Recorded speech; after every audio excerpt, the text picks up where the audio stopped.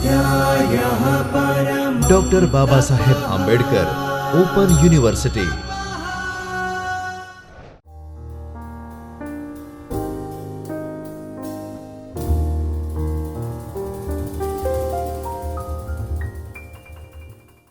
નમસ્કાર વિદ્યાર્થી મિત્રો, ડૉક્ટર બાબા સાહેબ આંબેડકર યુનિવર્સિટીના ચૈતન્ય સ્ટુડિયોમાં આપ સૌનું સ્વાગત છે. મિત્રો, આજે MSW 103 પેપર અંતર્ગત સામાજિક વિજ્ઞાનોનો પરિચય એ પેપરમાં અલગ અલગ મુદ્દાઓનો જે આપણે અલગ અલગ એકમોનો જે અભ્યાસ કર્યો, એમાં આજે બહુ જ મહત્ત્વના એકમ વિવિધ આર્થિક પદ્ધતિઓ અને વર્તમાન આર્થિક પદ્ધતિઓ વિશેની આપણે માહિતી અને જાણકારી પ્રાપ્ત કરીશું. સૌથી પહેલાં મિત્રો આપણને સવાલ એ થાય કે આ એકમનો અભ્યાસ એક વિદ્યાર્થી કાર્યકર તરીકે શા માટે આપણે કરવો જોઈએ? તો વિશ્વમાં અલગ અલગ પ્રકારની આર્થિક પદ્ધતિઓ અમલમાં છે. એમાં એક મૂડીવાદી આર્થિક પદ્ધતિ, સમાજવાદી આર્થિક પદ્ધતિ અને આ બંનેનું સમન્વય રૂપ એ મિશ્ર તંત્રના નામે આખી એક આર્થિક વ્યવસ્થાઓ ઊભી કરવામાં આવેલી છે. તો એક વિશ્વના નાગરિક તરીકે, આ દેશના નાગરિક તરીકે આ સમગ્ર આર્થિક પદ્ધતિઓ, આર્થિક વ્યવસ્થાઓ વિશેનું જ્ઞાન એ આપણામાં હોવું જોઈએ. એટલે એ દૃષ્ટિએ આજે આપણે સૌથી પહેલાં આ એકમના પરિચયમાં મૂડીવાદ અને સમાજવાદનો અર્થ અને તેના લક્ષણો શું છે એના વિશેની જાણકારી પ્રાપ્ત કરી શકીશું. મૂડીવાદ અને સમાજવાદનું ઐતિહાસિક સ્વરૂપ શું છે અને કયા સંજોગોમાં આ પ્રકારની વ્યવસ્થાઓ અમલમાં આવેલી એના વિશેની જાણકારી પ્રાપ્ત કરીશું. તો આ બધા પ્રકારની જાણકારી એમાં અલગ અલગ પ્રકારની શાસન વ્યવસ્થામાં એક બહુ મહત્ત્વની શાસન વ્યવસ્થા એ મૂડીવાદી શાસન વ્યવસ્થા. મૂડીવાદમાં મિત્રો આ શાસન વ્યવસ્થાનું જે નામ આપેલું છે એ પ્રમાણે મૂડી ઉપર સૌથી વિશેષ ભાર આપવામાં આવે છે. મૂડીવાદમાં મૂડી નફા માટે આર્થિક પ્રવૃત્તિઓ કરતી ખાનગી વ્યક્તિઓમાં એના પર કાબૂ હોય છે, જ્યારે સમાજવાદમાં આ પ્રકારનો કાબૂ રાજ્ય કે સમાજના હાથમાં હોય છે. મૂડીવાદ એ એક એવી આર્થિક પદ્ધતિ છે કે જેમાં તમામ ખેતરો, કારખાના, ખાણો, ઉત્પાદનના સાધનો, ઉત્પાદકીય પ્રવૃત્તિઓ પર ખાનગી વ્યક્તિઓ કે તેમના સમૂહનો કાબૂ હોય છે. એટલે મૂડીવાદી આર્થિક પદ્ધતિમાં કેન્દ્ર સ્થાને ખાનગી આયોજન અને ખાનગી નફો હોય છે. એટલે મોટાભાગે એમાં નફાખોરી વૃત્તિને સૌથી વધુ મહત્ત્વ અપાતું હોય છે. આ આર્થિક પદ્ધતિમાં ખાનગી વ્યક્તિઓ કે સમૂહ અર્થતંત્રમાં ઉપલબ્ધ સાધનોનો ઉપયોગ કરવો કે નહીં તે બાબતે સ્વતંત્ર હોય છે. એટલે રિસોર્સિસનો કઈ રીતે ઉપયોગ કરવો એની સંપૂર્ણ સ્વતંત્રતા એ આમાં હોય છે. આર્થિક પદ્ધતિમાં નફો જ બધી આર્થિક પ્રવૃત્તિઓ માટેનું માર્ગદર્શક અને કારણભૂત બળ હોય છે. એટલે એમાં મોટાભાગે નફાખોરીની આખી જે કંઈ બાબત છે એમાં એના પર સૌથી વધુ મહત્ત્વ આપવામાં આવે છે. મૂડીવાદ એ મુક્ત સાહસની પદ્ધતિ છે, જેમાં દરેક મૂડીદાર એટલે મૂડીનો માલિકને પોતાના હિત મુજબ મૂડીરોકાણ કરવાની સત્તા હોય છે. દાખલા તરીકે દેશના લોકોની વિવિધ જરૂરિયાતો સંતોષવા માટે ઔદ્યોગિક ઉત્પાદન, તો એના માટે દાખલા તરીકે કાપડની જરૂરિયાત હોય તો કાપડની જરૂરિયાતોની પૂર્તિ કરવા માટે અલગ અલગ પ્રકારની ઇન્ડસ્ટ્રી મૂડીરોકાણ કરી અને આવા ઔદ્યોગિક એકમો સ્થાપવાની, એટલે એમાં તમામ પ્રકારની જે સત્તા છે એ એમાં મૂડીનો માલિકને હોય છે. એટલે એ રીતે આ મૂડીવાદી આર્થિક વ્યવસ્થા એ આજે વિશ્વના ઘણા બધા દેશોમાં ચાલે છે. અહીંયા બે શબ્દો એ આપણા માટે બહુ મહત્ત્વના બની રહે છે, મૂડી અને મૂડીવાદ. એટલે આ બંને વચ્ચેનો તફાવત શું છે એ એક સમાજકાર્યના વિદ્યાર્થી તરીકે આપણે જાણવું જોઈએ. તો મિત્રો એ રીતે એક બાબત જે આ મૂડી અને મૂડીવાદના સંદર્ભમાં આપણે સમજવાની જરૂર છે એમાં માત્ર મૂડીનું અસ્તિત્વ હોવાથી કોઈ આર્થિક પદ્ધતિ મૂડીવાદ નથી બની જતી. વાસ્તવમાં સમાજવાદવાળી આર્થિક પદ્ધતિ પણ મૂડીનો ઉપયોગ તો થાય છે જ, પણ અહીં મૂડીના માલિક તરીકે ખાનગી વ્યક્તિઓના બદલે સરકાર હોય છે. એટલે બહુ મહત્ત્વની બાબત એ આમાં એ છે કે અર્થશાસ્ત્રમાં મૂડી એટલે ઉત્પાદિત સાધન એવો આપણે એક અર્થ કરીએ છીએ, જ્યારે મૂડીવાદ એટલે ઉત્પાદકીય સાધનોની માલિકી અને ઉપયોગ માટેની એક આર્થિક પદ્ધતિ. મૂડી ઉપર ખાનગી વ્યક્તિઓની કે સમૂહની માલિકી હોય ત્યારે તે મૂડીવાદી આખી શાસન વ્યવસ્થા છે એમ આપણે કહી શકીએ. સમાજવાદી શાસન વ્યવસ્થા અને મૂડીવાદી શાસન વ્યવસ્થા આ બંનેમાં આખી જે છે બંનેની વિચારધારા જુદી છે, પણ એમાં મોટાભાગે જે છે એ મૂડીમાં ઉત્પાદિત સાધન શું છે એના ઉપર વધારે ભાર મૂકવામાં આવે છે. મૂડીવાદી આર્થિક પદ્ધતિ એ બહુ મહત્ત્વની આખી એક શાસન વ્યવસ્થા છે. એટલે એક આપણે સમાજ કાર્યના વિદ્યાર્થી તરીકે આ અર્થશાસ્ત્રનો અભ્યાસ એ સમાજ વિજ્ઞાનનો બહુ વિગતે અભ્યાસ કરી રહ્યા છે, અને એમાં અલગ અલગ પ્રકારની શાસન વ્યવસ્થાઓની વાત એ આર્થિક પદ્ધતિઓના એકમ હેઠળ આપણે જ્યારે કરી રહ્યા છે એ વખતે સૌથી મહત્ત્વની બાબત આ મૂડીવાદી વ્યવસ્થા શું છે એના વિશેની આપણને જાણકારી હોવી જોઈએ. અહીંયા કેટલીક વ્યાખ્યાઓએ જુદા જુદા પ્રકારના વિદ્વાનોએ આપેલી છે, એને સમજવાનો આપણે જો પ્રયત્ન કરીએ તો મૂડીવાદ એક એવી આર્થિક પદ્ધતિ છે કે જેમાં તમામ ભૌતિક સાધનો ખાનગી માલિકી હેઠળના હોય છે અને મહત્તમ નફાના હેતુથી પ્રેરાઈને આ સાધનોનો ઉપયોગ કરવામાં આવે છે. એટલે એમાં લોકોની જે કંઈ જરૂરિયાતો છે એમાં ખાનગી એકમો દ્વારા એનું મોટા પાયે ઉત્પાદન કરવામાં આવે છે અને એનો મુખ્ય હેતુ એ નફાખોરીનો હોય છે. એના લીધે કયા પ્રકારની નુકસાની થાય છે એ મુદ્દા અહીંયા આ પ્રકારની શાસન વ્યવસ્થામાં ગૌણ બની રહે છે.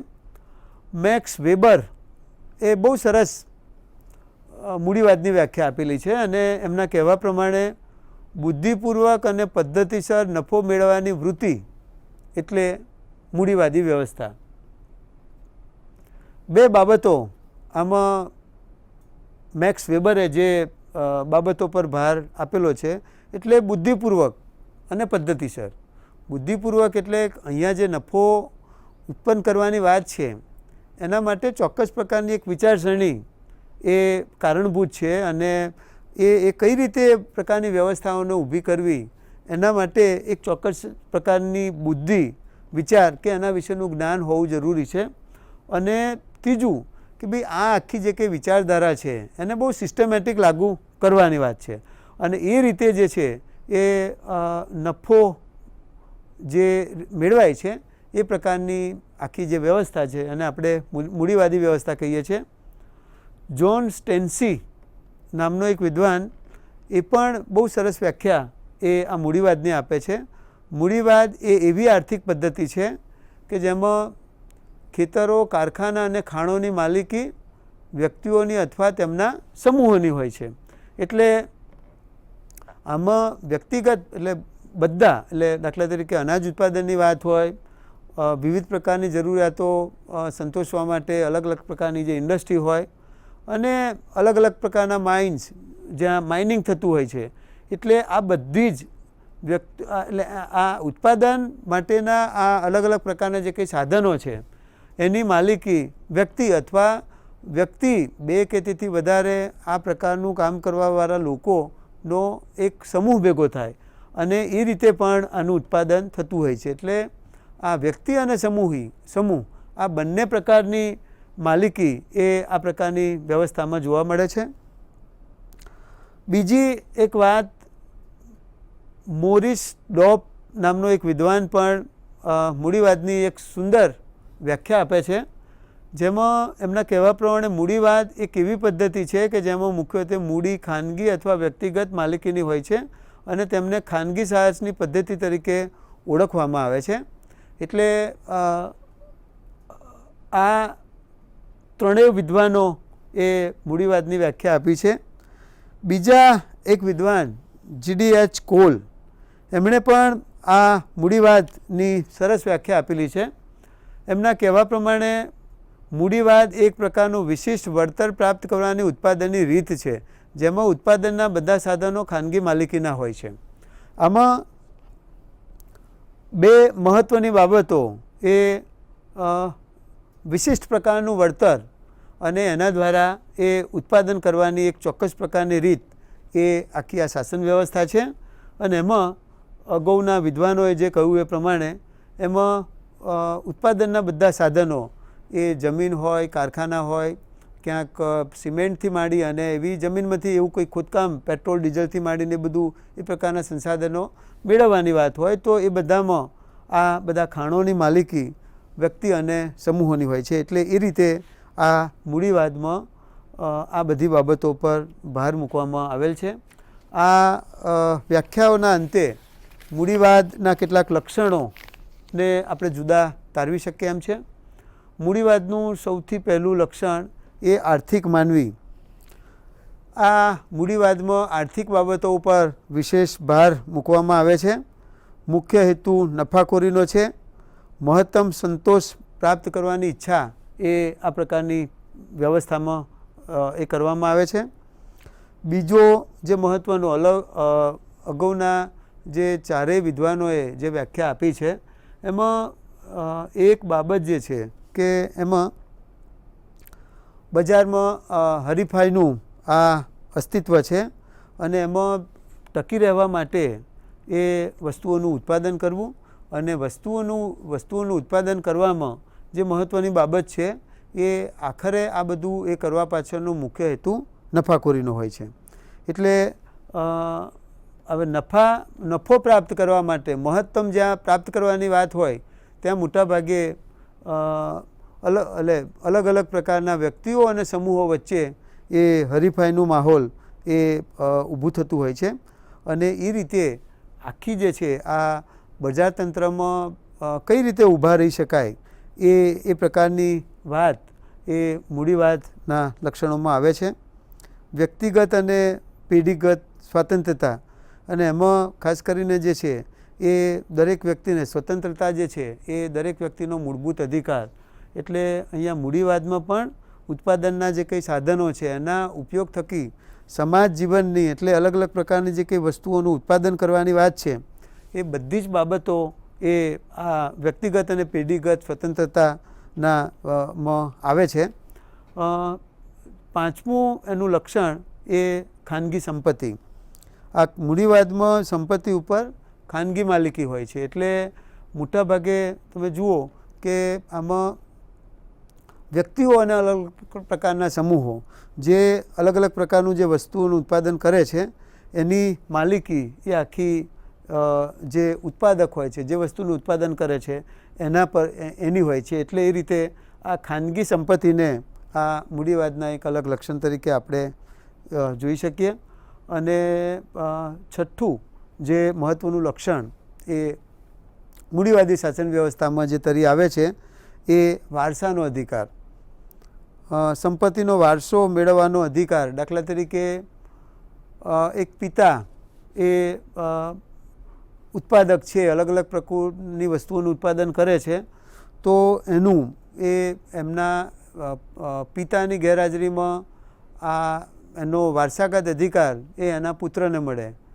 પુત્ર આખી વ્યવસ્થા સંભાળે અને પછી એનું જે કંઈ સંતાન થાય. એટલે પેઢી દર પેઢી આ આખી સિસ્ટમ ચાલ્યા કરે છે અને એ રીતે આખી એક વારસાગત સિસ્ટમ પણ એમાં ઊભી થાય છે અને એ રીતે આખી પ્રક્રિયા ચાલે છે. એટલે એ રીતે આ આર્થિક માનવી, નફાનો હેતુ, હરીફાઈ, વ્યક્તિગત અને પેઢીગત સ્વતંત્રતા, ખાનગી સંપત્તિ અને વારસાનો અધિકાર એવા મૂડીવાદી શાસન વ્યવસ્થાના 6 લક્ષણો છે. હવે મિત્રો સવાલ એ થાય કે આ શાસન વ્યવસ્થાનો ઉદ્ભવ કઈ રીતે થયો હશે એના વિશેની પણ જાણકારી એ આપણને હોવી જોઈએ. ઇકોનોમિક્સનો અભ્યાસ કર્યા પછી જે વિદ્યાર્થીઓ સમાજકારણનું શિક્ષણ લેવા માટે આવ્યા હશે એ વિદ્યાર્થીઓને તો આ અલગ અલગ પ્રકારની શાસન વ્યવસ્થાઓ છે એનો ઉદ્ભવ અને વિકાસના સંદર્ભમાં બધી માહિતી અને જાણકારી હશે જ, પણ જે અલગ અલગ સ્ટ્રીમમાંથી જે વિદ્યાર્થીઓ સમાજકારનું શિક્ષણ લેવા માટે આવ્યા છે એ લોકો એ પણ આ બધા એના આ શાસન વ્યવસ્થાનો ઉદ્ભવ, એનો સૈદ્ધાંતિક શું ખ્યાલ હતો, આર્થિક પદ્ધતિ તરીકે મૂડીવાદી શાસન વ્યવસ્થાનો કઈ રીતે ઉદ્ભવ થયો, એ એના વિશેની જાણકારી પ્રાપ્ત કરવી જરૂરી બની રહે છે. મોટાભાગે મૂડીવાદી શાસન વ્યવસ્થાની જ્યારે વાત આવે છે એ વખતે સામંતશાહીનો અંત અને મૂડીવાદી શાસન વ્યવસ્થાની શરૂઆત. મૂડીવાદી અર્થતંત્ર પહેલાં વિશ્વમાં સામંતશાહી પ્રકારની શાસન વ્યવસ્થાનું અર્થતંત્ર હતું અને સામંતશાહી અર્થતંત્રમાં જમીનની માલિકી સામંતોની હતી. તેમની જમીનો ઉપર સામંતો એ ખેતી કરતા હતા.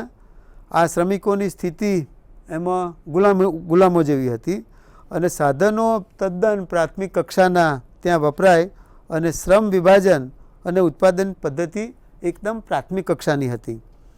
12મી સદીમાં સામંતોની જરૂરિયાતો ખૂબ વધી અને આ વ્યવસ્થાને પૂરી પાડવા માટે એ એક મોટો વેપારી વર્ગ ઊભો થયો અને આખી જે છે પેલી વ્યવસ્થા એ એના બદલે એક નવી વ્યવસ્થાનું રૂપ ઊભું થયું, એ મૂડીવાદી અર્થવ્યવસ્થા. એટલે સામંતશાહીના બહુ સામાન્ય ભાષામાં કહેવું હોય તો સામંતશાહીના અંત પછી મૂડીવાદનો ઉદય થયો અને ત્યારબાદ મૂડીવાદનો વિકાસ એ અલગ અલગ તબક્કાવાર થયેલો છે. મૂડીવાદના વિવિધ જે તબક્કાઓ છે એ આ તબક્કાઓ વિશેની પણ જાણકારી આપણને હોવી જોઈએ. સૌથી પહેલાં મહત્ત્વનો જે તબક્કો એ વેપાર મૂડીવાદ. સામંતશાહીના અંત પછી વેપારી સંગઠનો ઊભા થયા અને મોટાભાગે આ પ્રક્રિયા એ 14મી અને 15મી સદીના સમયમાં થઈ અને એમાં લોકોની જે સામંતોની વિવિધ પ્રકારની જરૂરિયાતો સંતોષવાની વાત હતી એમાં આ વેપાર નામની એટલે વેપારી સંગઠનો ઊભા થયા અને એ પ્રકારે એ વેપારી મૂડીવાદની શરૂઆત થઈ. બીજો મૂડીવાદનો મહત્ત્વનો તબક્કો એ ઔદ્યોગિક મૂડીવાદ. આમાં મોટાભાગે 16મી સદીના મધ્યભાગથી આ ઔદ્યોગિક મૂડીવાદોની શરૂઆત થઈ અને એમાં મોટાભાગે લોકોની જે કંઈ જરૂરિયાતો છે એ સંતોષવા માટે એ ચીલાચાલુ સાધનોના બદલે એટલે નાના સમૂહોના બદલે એ વસ્તીના પ્રમાણમાં જે આખી જરૂરિયાતો સંતોષવાની વાત હતી એમાં મોટાભાગે મોટા પાયે ઉદ્યોગોએ થયા અને એ રીતે ઔદ્યોગિક મૂડીવાદનો આ 16મી સદીના મધ્યભાગમાં આની શરૂઆત થઈ. અર્વાચીન મૂડીવાદ એ આખા આપણા દેશની અને આખી વિશ્વની જે કંઈ શાસન વ્યવસ્થા છે એમાં આ અર્વાચીન મૂડીવાદે એ બહુ મહત્ત્વની આખી વાત, એટલે બહુ મહત્ત્વનો તબક્કો આ અર્વાચીન મૂડીવાદને આપણે ગણાવી શકીએ. 1760માં ઔદ્યોગિક ક્રાંતિ થઈ અને એમાં નવા યંત્રોની શોધ થઈ અને ઉત્પાદનની જે કંઈ આખી પદ્ધતિ હતી એમાં ચીલાચાલુ એ બધા ગૃહ ઉદ્યોગો ગ્રામોદ્યોગો નષ્ટપાય થયા અને એમાં વિવિધ પ્રકારની જરૂરિયાતો સંતોષવા માટે આ અર્વાચીન મૂડીવાદી વ્યવસ્થા આ ઔદ્યોગિક ક્રાંતિના પરિણામે અને ત્યાર પછી વિશ્વમાં આ ઔદ્યોગિક ક્રાંતિના પરિણામે કયા પ્રકારના ફેરફારો આવેલા છે એનાથી આપણે સૌ વાકેફ છીએ. એના પછીનું જે એક મહત્ત્વનું લક્ષણ એકાધિકારી મૂડીવાદ. એમાં ઉત્પાદનનો જથ્થો વધી જતાં એમાં ગળાકાપ હરીફાઈ અને આ તીવ્ર હરીફાઈના એમાં એ મોટાભાગે એ એક પ્રકારનો ઇજારો કે એક જ વ્યક્તિ એ એના ઉપર હાવી થઈ જાય, એટલે એ પણ એક પ્રકારનો આ મૂડીવાદનો બહુ મહત્ત્વનો તબક્કો છે. નાણાકીય મૂડીવાદમાં મોટાભાગે નાણાંની વાત આવે અને એમાં મૂડીવાદના તબક્કાઓમાં ખાસ કરીને ઔદ્યોગિક ક્રાંતિ પછી એ મોટા પાયે આર્થિક મૂડીરોકાણો કરી અને લોકોની જે કંઈ વિવિધ જરૂરિયાતો અને એમાં અદ્યતન ટેકનોલોજીથી માંડી અને એ બધી બાબતો પર ભાર મૂકવામાં આવ્યો. અને મૂડીવાદનો છેલ્લો તબક્કો એ સામ્રાજ્યવાદ એ મૂડીવાદનો આખરી તબક્કો છે.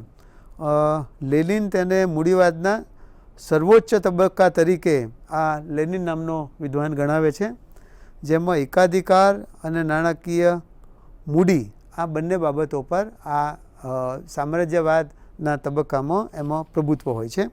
એટલે એ રીતે આ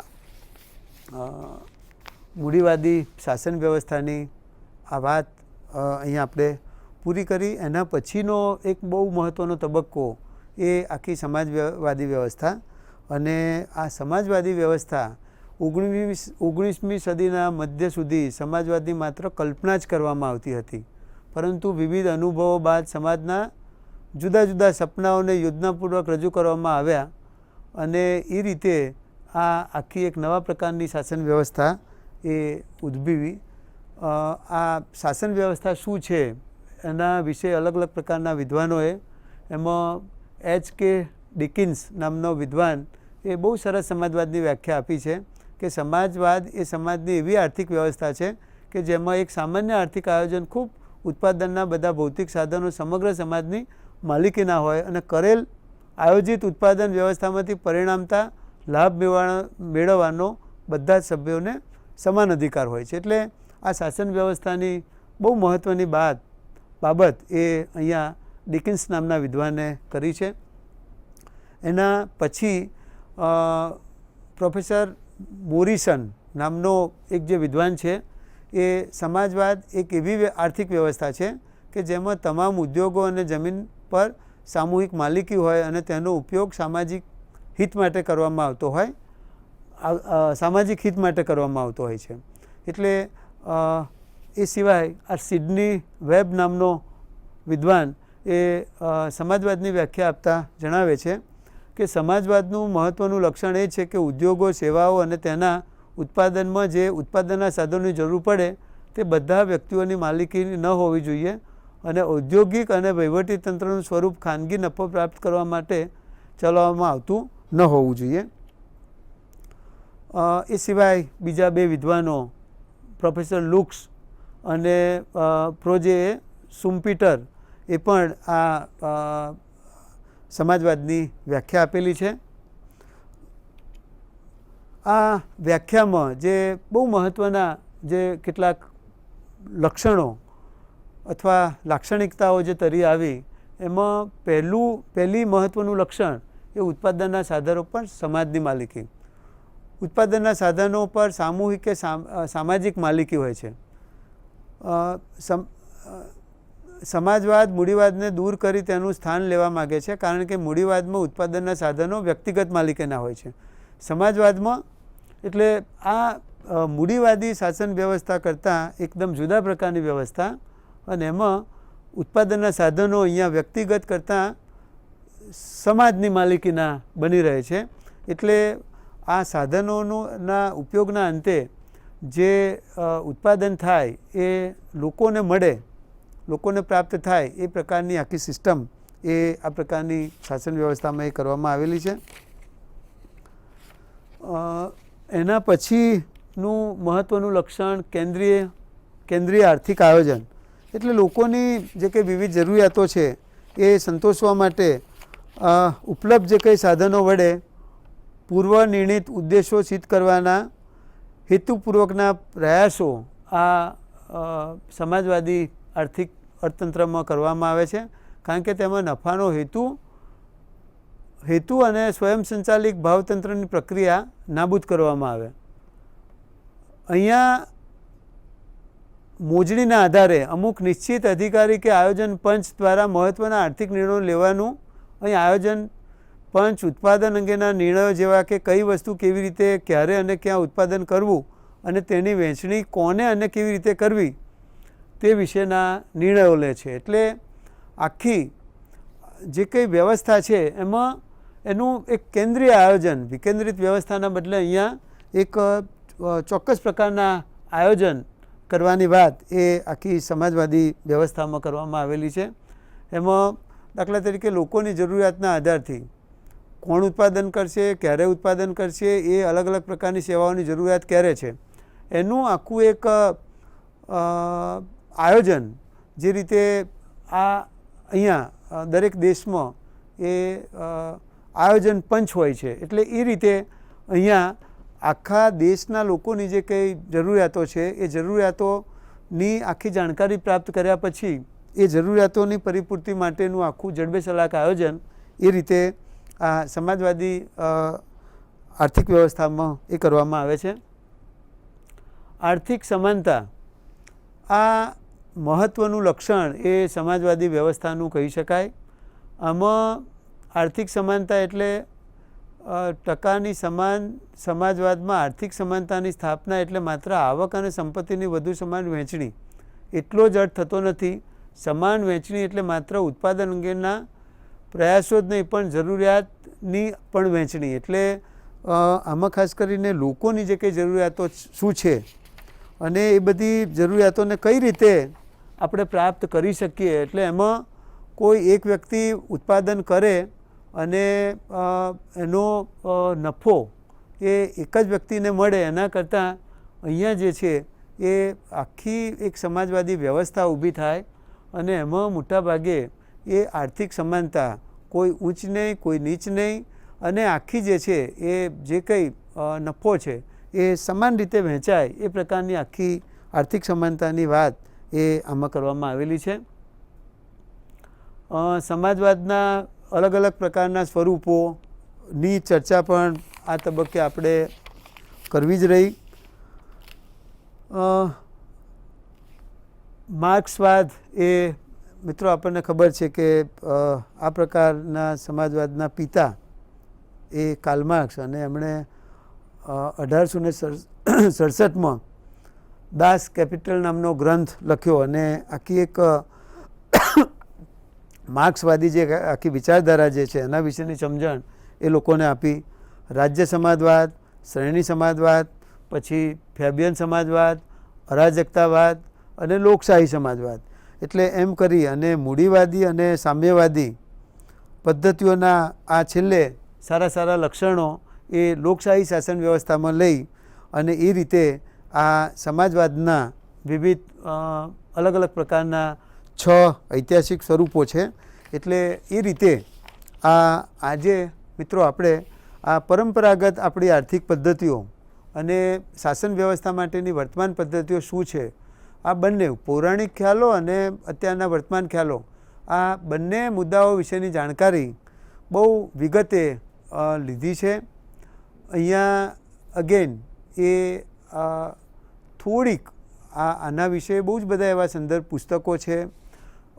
એ પુસ્તકોના ઉપયોગ થકી પણ હવે આ સમાજવાદી અને મૂડીવાદી જે કે આખી આર્થિક વ્યવસ્થા છે એ એના વિશે આપણે બહુ મહત્ત્વની જાણકારી મેળવી શકીએ. વિદ્યાર્થીઓ આપણે અલગ અલગ ગ્રુપોમાં પણ વિભાજિત થઈ કયા પ્રકારની વ્યવસ્થા સારી છે, કયા પ્રકારની વ્યવસ્થા ખરાબ છે, એટલે ખરાબ કરતાં એ બંને પ્રકારની વ્યવસ્થામાં સારા અને ખરાબ કયા તત્વો છે એ અલગ અલગ પ્રકારના જૂથોમાં વિભાજિત થઈ એક વિદ્યાર્થી કાર્યકર તરીકે પણ આપણે આ ગ્રુપ ડિસ્કશનના માધ્યમ થકી પણ આ દરેક શાસન વ્યવસ્થાના સારા નરસા કયા પાસાઓ છે એના વિશેની પણ જાણકારી આપણે પ્રાપ્ત કરી શકીએ. આ પ્રકારની શાસન વ્યવસ્થા વિશેની વાત આપણે અલગ અલગ ક્ષેત્રોમાં જે દરમિયાનગીરી કરવાની છે એ ક્ષેત્રોમાં અસરકારક દરમિયાનગી આપણે કરી શકીએ. એટલે એ હેતુસર આ શાસન વ્યવસ્થાનું પરંપરાગત એટલે ભૂતકાળમાં એ કયા પ્રકારની શાસન વ્યવસ્થા હતી અને એમાં ખાસ કરીને તબક્કાવાર કયા કયા પ્રકારના ફેરફારો થયા, અને અહીંયા છેલ્લે આપણે ઐતિહાસિક સ્વરૂપો વિશેની પણ આખી ચર્ચા કરી. એટલે આ બધા જ મુદ્દાઓનો જેટલો ગહનતાપૂર્વક અભ્યાસ કરીએ એટલું આ આર્થિક બાબતોમાં આપણે એક વિદ્યાર્થી કાર્યકર તરીકે અસરકારક દરમિયાનગીરી કરી શકીએ છીએ. એટલે એ રીતે મિત્રો આ એકમમાં પરંપરાગત આર્થિક પદ્ધતિઓ અને વર્તમાન આર્થિક પદ્ધતિઓમાં અને એમાં ખાસ કરીને સમાજવાદ અને મૂડીવાદ વિશેની આપણે વિસ્તૃત જાણકારી મેળવી. અહીંયા આ એકમ વિશેની વાત આપણે પૂર્ણ કરીએ છીએ. ધન્યવાદ. સૌને નમસ્કાર. स्वाध्यायः